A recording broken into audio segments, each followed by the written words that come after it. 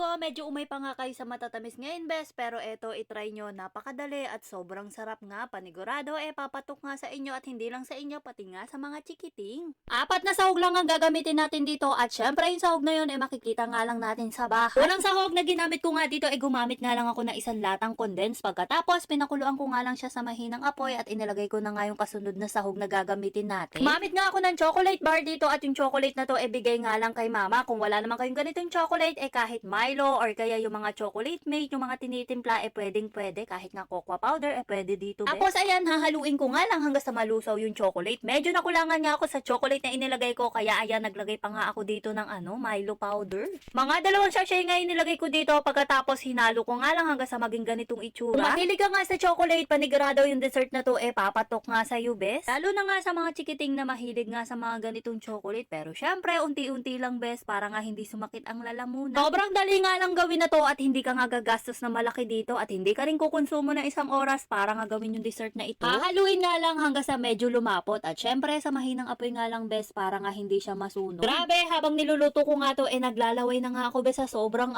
bango. Mahinang mahina nga yung apoy ko dyan para nga hindi siya masunog. Tapos ayan, pakukuluan ko nga lang hanggang sa medyo malapot at kapag ka medyo malapot na, pwede pa nga kayo maglagay ng kung ano-ano, bes, na gusto nyong ilagay dyan. Ali dito, maglalagay nga pala ako ng tinapay. Kahit anong tinapay, pwede dito. Kung ayaw nyo naman maglagay ng tinapay or mane gusto nyo, pwedeng pwede, bes. Ito kasi, kung hindi ko pa ilalagay dito, abay hindi nga makakainin natin. Pero in fairness, bumagay nga siya dito sa chocolate natin at napakasarap. Bali pala dito, nakapatay na nga yung apoy ko habang inilalagay ko nga tong tinapay. Tapos, tumingin pa nga ako sa rep, baka meron pa nga ako mailalagay. Ito, nakakita nga ako ng malos dito, kaya naman ayan, inilagay ko na nga lang din dito. Nalusaw nga yung malos, paano, medyo mainit pa nga tong ginawa natin dessert, pero okay lang yan kasi isa pa to, bumagay nga dun sa may lasa niya. Lalo ko nga lang na bahagya, pagkatapos kumuha na nga rin ako ng lalagyanan at dito naglagay na nga ako ng parchment paper. Para nga hindi dumikit dun sa may lalagyanan, kaya naman naglagay na nga rin ako dito at para nga mabilis din siyang tanggalin, bes. Alam niyo man kapag ganito madikit at dahil nga medyo malagkit at condensed yung ginamit natin. Bali ayan, ikinalat ko nga lang hanggang sa masakop nga tong lalagyanan namin. Bali dito naman pala, bes, ilalagay ko na nga siya sa freezer. Bali kinabukasan ko na nga sana siya babalikan. Ang kaso nga, bes, Diyos ko, hindi na nga kami nakapaghintay. Kaya naman nung paglagay ko sa freezer, tapos naghintay nga lang ako ng mga 6 na oras, ganito na nga yung kanyang itsura. Para sa akin, mas okay nga yung ganitong katigas lang para nga mabilis siyang kainin. Pero kayo, kung gusto nyo mas matigas, syempre i-overnight nyo na nga to, bes, sa may inyong freezer kung gagawa kayo. Pero ako, okay na nga ako sa ganitong katigas at para sa akin, madali nga siyang kainin, bes. Tignan nyo yung maitsura. Grabe, sobrang sarap nga na to. Kung naghahanap ka nga ng madaling panghimagas o kaya pantanggal umay, abay eto, bes, gawin mo na nga to. Yung iba nga, ibinalik ko nga sa freezer para nga makumpara ko kung anong masarap, matigas o yung ganitong consistency nga lang, bes. O siya, yun lang naman ang gusto ko sa inyo i-share. Bye-bye!